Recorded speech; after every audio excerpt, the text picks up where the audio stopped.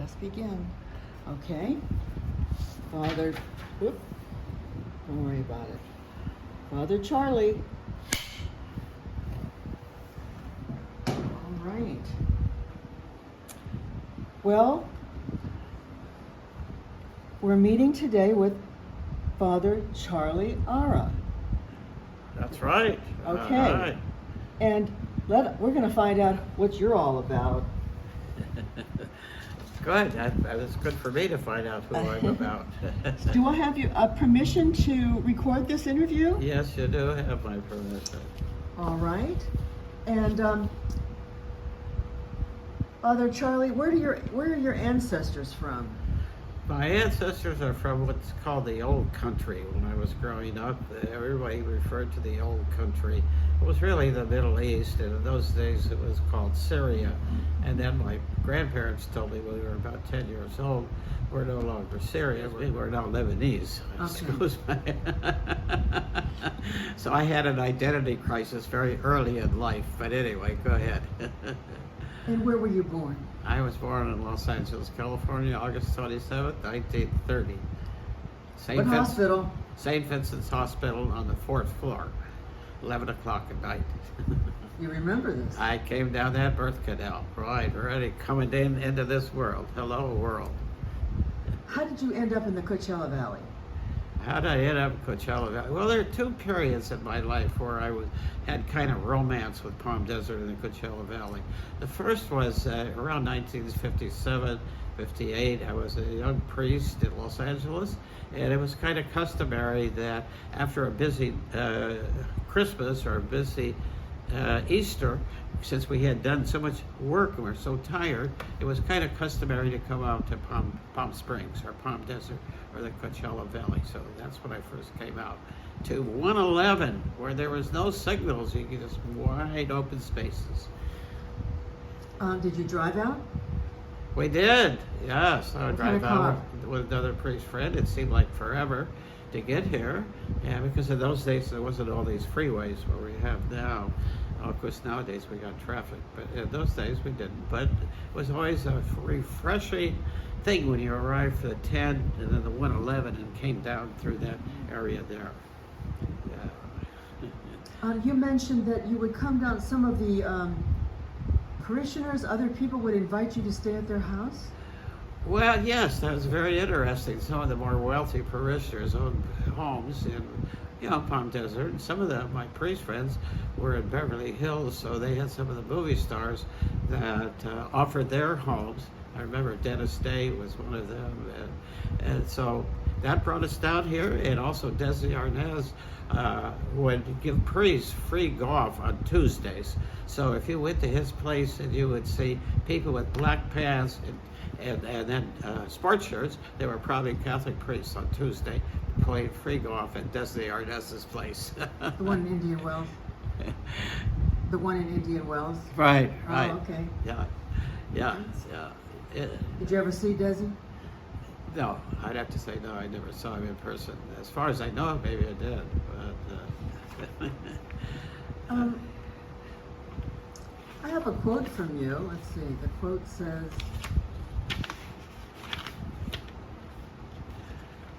anyway. I mean, that was a big attraction to play golf for priests. Instead of going to Vegas, where it's activity with no rest, we really needed rest and quiet and peace of mind. And then so playing golf, going to the swimming pool, and things like that were very relaxing for us after a week of hard work. Was it a weekend that you would come here? Weekend? No, we would come after Sunday. Okay. Yeah. Oh, you would be there for the Tuesday. Yeah, because the image that people have is that priests only work on Sunday, but we really are busy all week long, especially if you're in a large parish in Southern California like I was. You're on demand almost 24/7, because there's 4,000 or 5,000 people in each parish. So I was very busy parish priest, right? And I welcomed the opportunity to come to Palm Desert. I look forward to it. What was the name of your parish? Was there a name for it? Well, my first parish was St. Lawrence Martyr in the South Bay, Yeah, and the mortician there, McCormick's Mortuary, they owned a home out here. So I don't know if they were looking for business. If they gave me their home for a week, then I would send people to them who had passed away and needed a funeral director. But it was always interesting. Funeral directors tended to be the ushers at the church. You know, they're going up and down and collecting money with a smile on their face. You knew you wanted to be a priest at an early age. I did, yeah. And like a lot of people today who are 30 don't even know what they want to be or do. Yeah, when I was in the 6th grade, I read a book about missionaries who went to China or Africa, etc., to spread the message.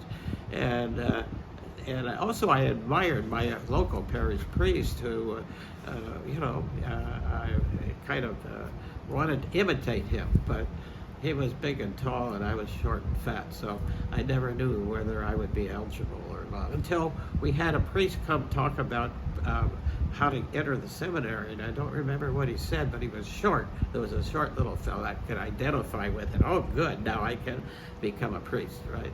Yeah. Where did you meet him? At the school? Or where did you come in contact with him? Well, when I was at probably in the 7th grade, yeah, we had a vocation day, a career day at the parochial school that I was attending in Los Angeles, St. Gregory's parochial school. And I was 8 years there. No, I was only 7 years there because my parents sent me public school for kindergarten and 1st grade. I was one of those deprived people that didn't benefit from early childhood education. They didn't have it in those days. You started out in kindergarten. But for some reason, they changed me to a parochial school. Maybe they thought they could control me better with the nuns hitting me with my knuckles, although that never happened to me. I'm eternally grateful for the women that taught me in elementary school. Very grateful. Yeah. Were those the nuns that you're referring to? Yeah. Is there one particular nun is there somebody in particular? Yeah, Sister Mary Clara. Yeah, I remember Sister Mary Clara was very affirming. Because when you're young, you have self-doubts. You don't think you're very smart. You think other people are smarter than you. And she helped me believe in myself, as did some of the major seminary professors later on. I mean, I remember one day when one of them died, somebody was gossiping and said, "Do you know they were gay and they were alcoholic, that priest?" I said, "Well, I don't know I don't care about that. He made me believe in myself." Right. And I'm so grateful for those teachers who were affirming and were positive and who helped me not take things too seriously, too. What did your parents think when you just said, I was at this vocation day, and I connect with it, but the priesthood, what happened with that? My daddy was a teddy bear and my mama was a controller, and she was not happy with my decision I was way too young to make that kind of decision, because I was only 13 or 14. So, but I didn't argue with my mom. I mean, my sister always says, "You always agreed with mom and then did whatever you wanted." Here's my sister. She's always fighting with my mom. She's 70, my mom is 90. They're still fighting with each other. My mom's my mom, God love her. So, but it was the opposite. Once I became a priest, she was very in favor of it. So then when I went to tell her I was going to get married, she had a fit. My mom had it out. So me and my mom, sorry, Mom. Yeah, anyway, I love her. So during high school, you went to a junior program. You went to a junior program for priests. Is that right? Mm-hmm. Yeah, I was 14, and it was in Los Angeles. They had what they called a minor seminary. And again, we had very good professors, and it was both a boarding school and a day school. And fortunately, I lived close enough where I could either walk there, like La Brea tar pits. You ever hear of the La Brea tar? That general area, Farmers Market, 3rd in La Brea, 3rd in Fairfax. So I spent 6 years there, 4 years of high school and 2 years of college. And then after that, I went to the major seminary in Camarillo, California, where I had my last 2 years of college, and then the 4 years of postgraduate, which is a very good broad education, yeah. and I think as I told you during the pre-interview, I started meeting some rabbis there because we would invite a rabbi to come up and talk about the Torah and the meal, the Last Supper and all that sort of thing.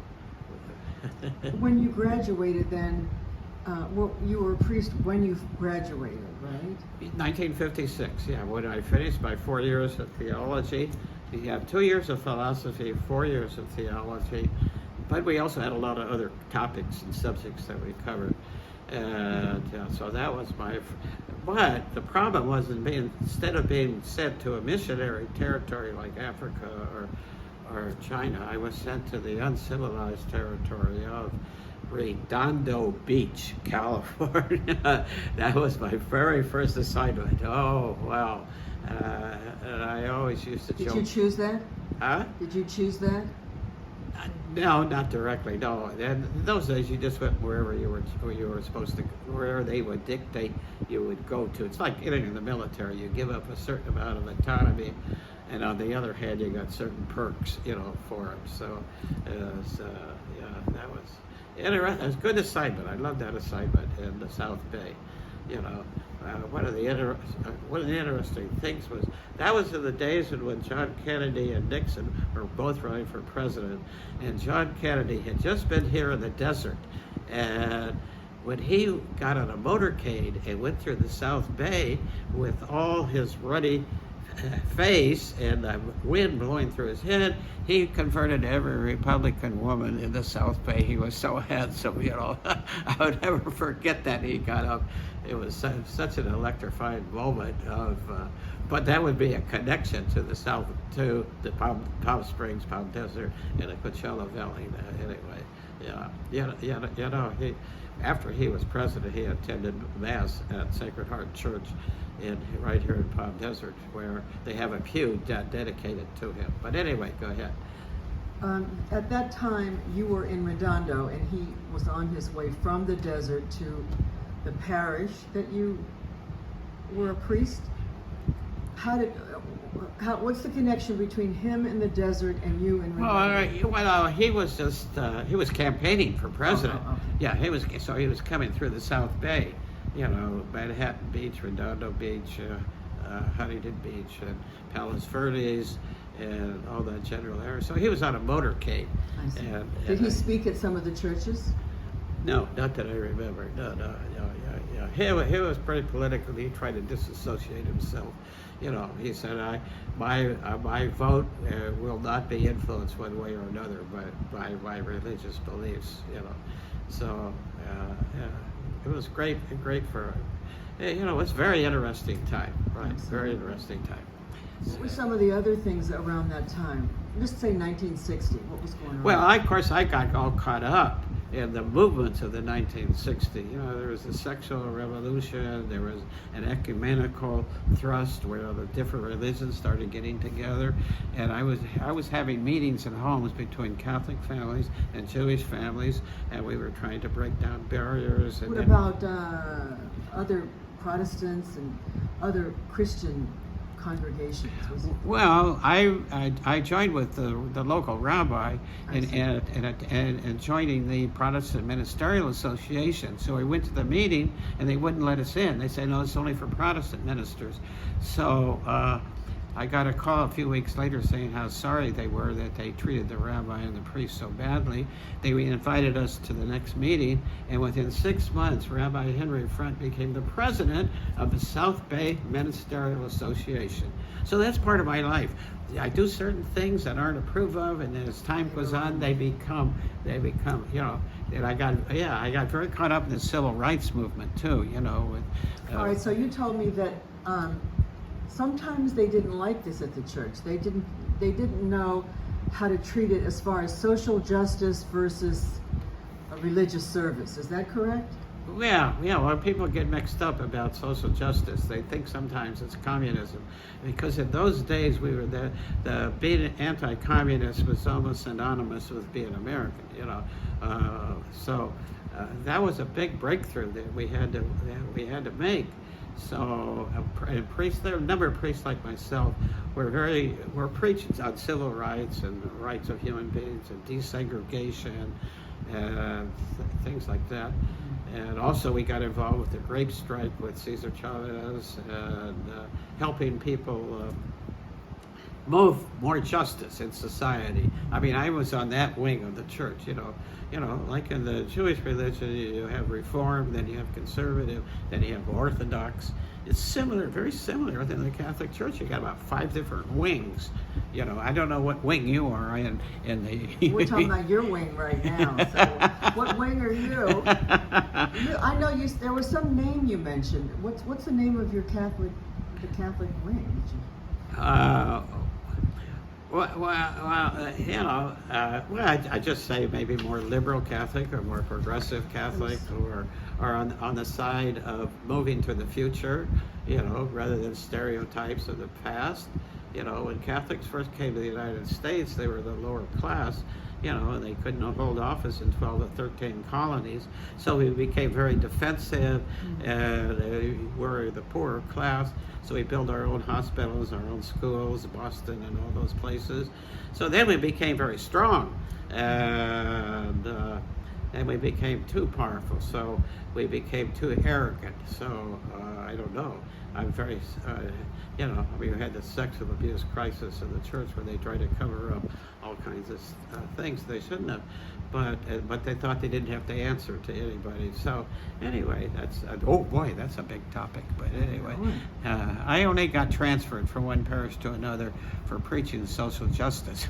I never got into any other kinds of trouble. Well, what's a story that exemplifies your social justice point of view as a priest? Do you have a story like that? Well, when I was in June Minor Seminary, first year of college, in history, I was assigned to do a paper on the Taft-Hartley Act, which had to do with labor and mandatory joining of unions versus it being optional.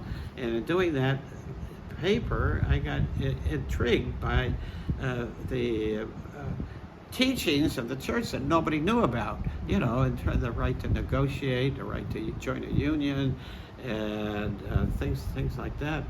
So it awakened me. I'd say one thing about my education is that it awakened me to some new areas. I was interested in more things than just baseball. You were interested in baseball too. I was. What about that? Well, I lived not too far away from Gilmore Stadium, so when I was 12, 13 years old, I was part of the Knothole gang, a bunch of kids would drive over to the base. It was during World War II. I was part of that period where they had to play during the day. There was no games at night because of whatever else was going on. But so I got very interested in sports, football, baseball. I became a Trojan fan. So at one point I believed God was a Trojan, that sort of thing.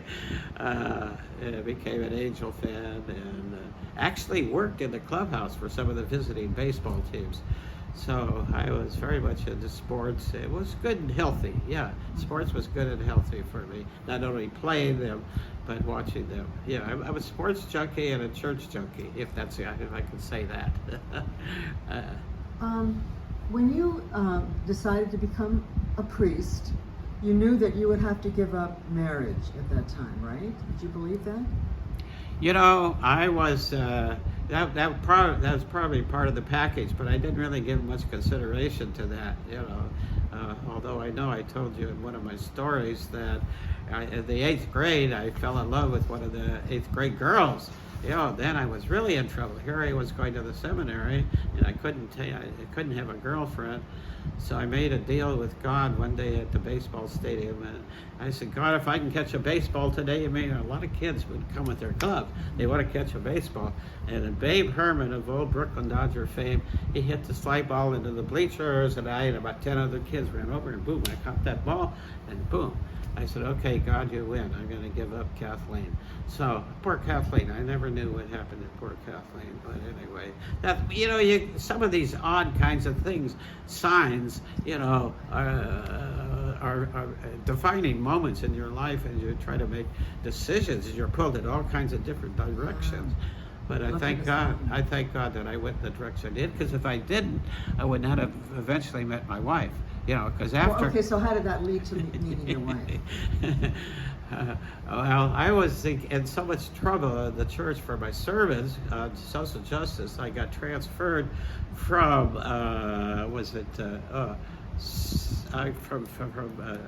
from where I was to Lompoc, California, which is as far out you can get and still be within the archdiocese. But then 2 days later, they sent me a message. No, instead of going to Lompoc, you're going to Santa Ana, Tustin, and you must confine your activities to the parish. Go visit the sick, and bring people back to the church, or all the things we did, teach catechism and all that.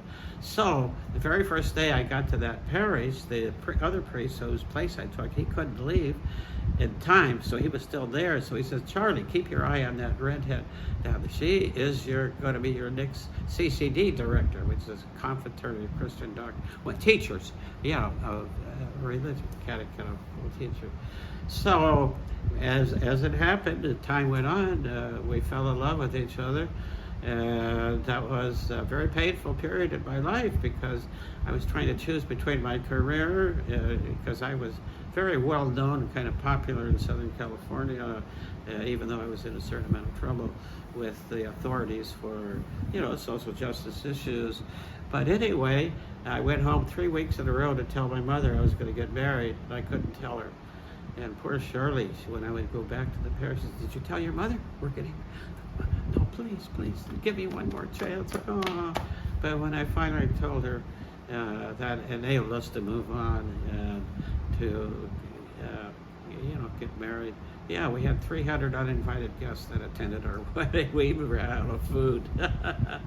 And then a few years later, we're still no kids, that I was saying, well, it's not my fault, Shirley, maybe when I was single and celibate too long, and when you don't use, you lose. But anyway, we started adoption and foster care and respite care, and next thing you know, my wife got pregnant. And before we could figure out how to stop, we had 5. So I'm very blessed with 5 children. Very blessed with 5 children. Family. So after you had 5 children, then you started coming out? Oh, no. When we had, we got married, and then there was priest friends who bought property out here in the desert who were also married. So we wanted to buy property in 1971, but we couldn't come up with $5,000 to buy a lot. So it took us 4 or 5 years to finally come up with a loan that would let us buy a house where we live now in Palm Desert Creeks full time.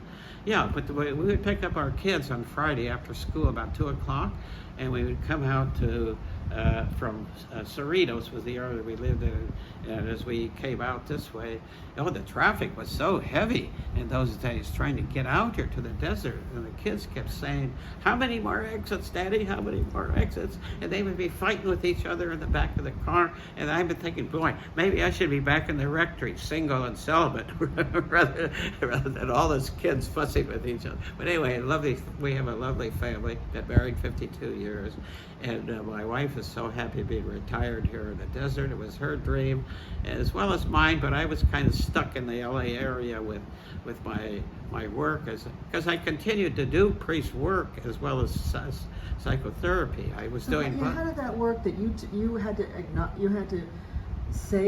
tell the higher ups that you were planning to get married, or how did that work? Oh, yeah, well, that was dramatic, yeah.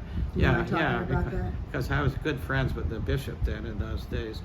And I went in to tell him, he said, "Why don't you take a sabbatical? We'll do anything we can." They tried to convince me not to, So you got the power of love on the one hand, and then you got all these other people pushing you in the other direction, but love won out. So I always say, I'm once a priest, always a priest, but I added love and marriage to my priesthood. And my life is much richer with a nice, beautiful family. And my wife puts up with me. Imagine trying to live with somebody with an ego like me. Now you did some. I saw that Pat Sajak interview that you officiated over. I guess you call it officiated over Hugh Hefner's one of his weddings or his only wedding. Was he married more than once? I don't know. Okay, so one day I was doing a wedding. See, once I got married, people kept asking me to do either a baptism or a funeral or a wedding. And so one day I was doing a wedding in Malibu, California, and in the audience was Hugh Hefner with his future bride, Kimberly Conrad. And he had only been married once, but he was a bachelor for many years. So this was only his second marriage. So the bride called me, she said, "You were a good minister. We'd like you to come and preside over our wedding." And I said, "Wow. Oh my God, let me call a priest friend."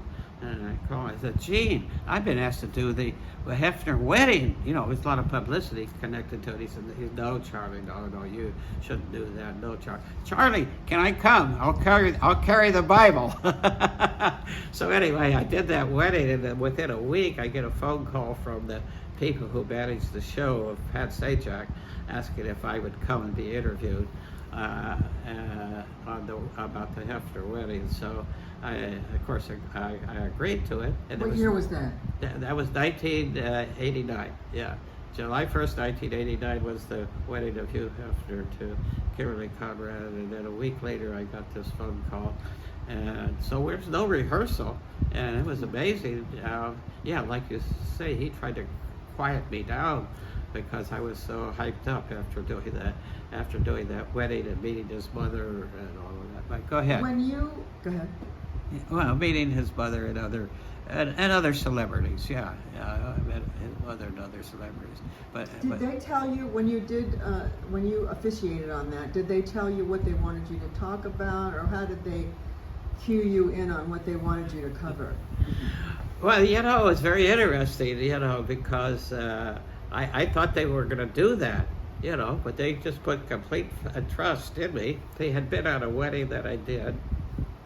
And when I do weddings, I try to include everybody, I bless them in Latin, Hebrew, and English, Baruch atah Adonai, Eloheinu melech haolam, en el nombre del Padre, del Hijo, del Espíritu Santo, Spanish, And so they liked my inclusion. I think that was one of the big things that they liked. Plus, I had a way of kind of calming the audience down. Everybody's so nervous at weddings, Nobody seems to know what to do. And it's really not that complicated. But anyway, they chose me. So it gave me a certain amount of status. Where was it? Was it at the mansion? Or? Yeah, at the Playboy Mansion. Oh, yeah. Wilshire Boulevard, near UCLA. Right. Yeah. Did they have a lot of bunnies there?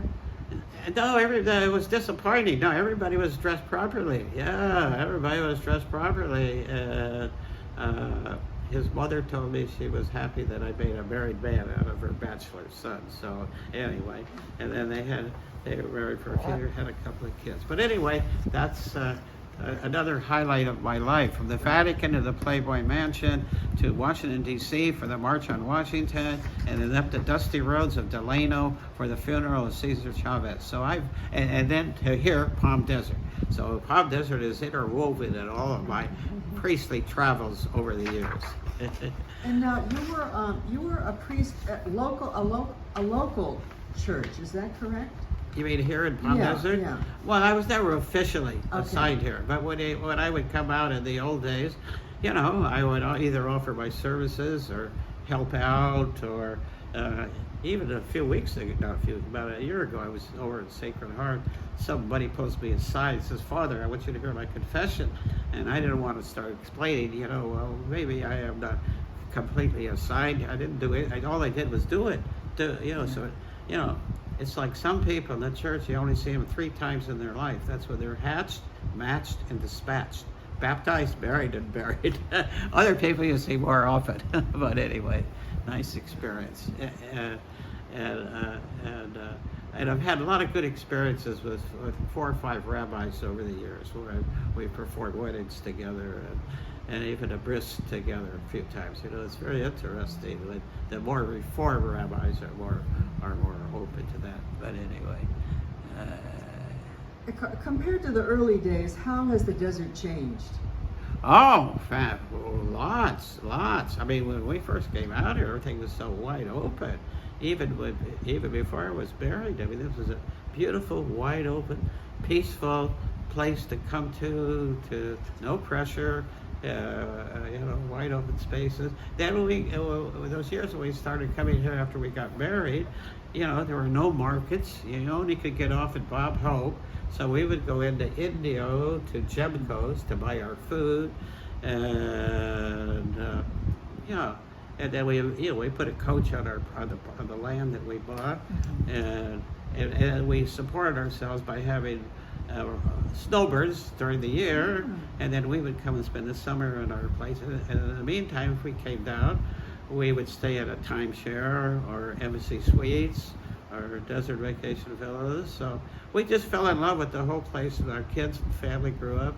And every year before school started, we would go to J.C. Penney's right over here, buy clothes for school. That was always a hassle. The kids were very fussy about clothes and all that sort of. Again, I would think I should be back in the rectory, single and celibate.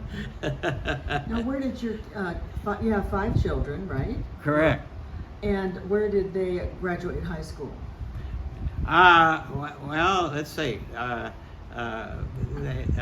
Most of that period, when we were in the desert, we lived in Cerritos, California. So we had Gar High School, and one of my daughters switched without even telling us to another high school in Orange County. Yeah, so we were thinking they must have some of our rebellion in them. They're doing their own thing without clearing it with us. But go ahead. All right then. Do you think it's like being in paradise here in the desert, or not really? Well, compared to the alternatives, yeah, another day in paradise. That's what I say every day when I wake up. Another day in paradise. It's kind of like the next step to the afterlife. I have to be careful what I say about that, but because everybody has their personal beliefs about heaven or the afterlife or what that, their curiosity. But I'd say it's the next step to the afterlife. As we get older, we're not only seniors, we become elders. Right. So we become a little bit wiser, and hope to pass that on to others, and hope to help others take a life not so serious, and kind of enjoy life and enjoy each day. Give up all the resentments. That's kind of a big thing in life. Is don't live in the negatives of the past. Let them go. Let it go. And live now. Live in the golden now. Enjoy the moment. Enjoy the lovely people that are in your life, right? And try to be positive. Put on your positive mental attitude every day. What is your idea? Your idea of being married is that it's a partnership, right? Marriage is the only contract people make where there's nothing in the contract. It's all what you make it to be. It's a bunch of platitudes, for better, for worse, for richer, for poorer, sickness and in health, and taxes and deductions and housework and yard work and who does what, so it takes a lot of maturity to be able to. See, I was blessed because I didn't get married too young. I was 40 when I got married. My wife was 28 at the time. So, but the idea of the 4 A's of successful relationships: attention, appreciation, affection, and acceptance. You got to accept the faults of your partner. Have a big cemetery to accept the faults, to bury the faults of your partner. So, but you have to negotiate and be clear, because we try to read each other's mind, it doesn't work out. So, what's perfectly clear to me is not perfectly clear to you. We have to keep that in mind. So we have to get feedback and get over any negative moments fast, because there's going to be negative moments that people have, because people have triggers. See, now I got my psychotherapy hat on, right? We have our triggers, the things that get us all worked up. When I say with my wife, I'm upset because the Dodgers lost yesterday, she'll say, well, what sport is that? She don't get upset. Why don't you get upset if the Angels are Dodgers? And so we all have the things that bother us. And so getting over, and it's a good, it's a good test of yourself. What kind of partner am I? Rather than, when I prepare couples for marriage, I'd always ask them, what are you bringing to the relationship? Rather than, talking about their partner, she's perfect, or, he's perfect. No. But what are you bringing? Are you flexible? You have good self-esteem? You know, are you over dependent? You know, are you aggressive? Or you know, or are you a wimp or a bully? Are you a bully or a wimp? You know, a dictator or a doormat? So it's kind of interesting for people to look at themselves and make themselves a better partner as they negotiate. You know, with the hundreds of things we need to negotiate every day that are not necessarily what you agreed to. What is it you agree to when you get married? You know, what is it you agree to except your belief system or what you think is in the contract? You know, so there's a certain advantage to, you know, what do you call these written contracts ahead of time. There's certain advantage to that. But that kind of kills romance, though, if it has to be. But it makes things easier if it's clear, you know, if it's clear. You know, whether you have to dot every I, or when you write a check, do you have to put down 00, the cents, or two people are different in how they do stuff, right? How do you see the desert in the future? Do you see any kind of future here where it's crowded, or? Well, the desert is really expanding so rapidly. I mean, who would think it's almost like living in Los Angeles, where you got everything. You got all the sports here. You got all these new arenas going on. You know, you got all the musical festivals, and it's not only a tourist industry. You know, it's a retirement community, but it's continuing to grow. Yeah, it's continuing to grow. So. This is what I want to get this point in, because I think you got my name for an interview through Karina Quintanilla. You know, we helped her get elected as the first woman Latina on the Palm Desert City Council, right? And so she, you know, but that's the future. The future is growing, not only population-wise, and probably will be incorporating more areas. So we are now very much pushing for a 5-district system of representation in the city of Palm Desert. And so you're very politically involved at the moment, right? Yeah, they refer to me as a mover and a shaker. I mean, I muddy the water. I bring up the issues with a lot of other people and try to, you know, a little bit of a community organizer, using my organization skills that I used when I was a parish priest, you know, organizing different groups for different purposes, that sort of thing.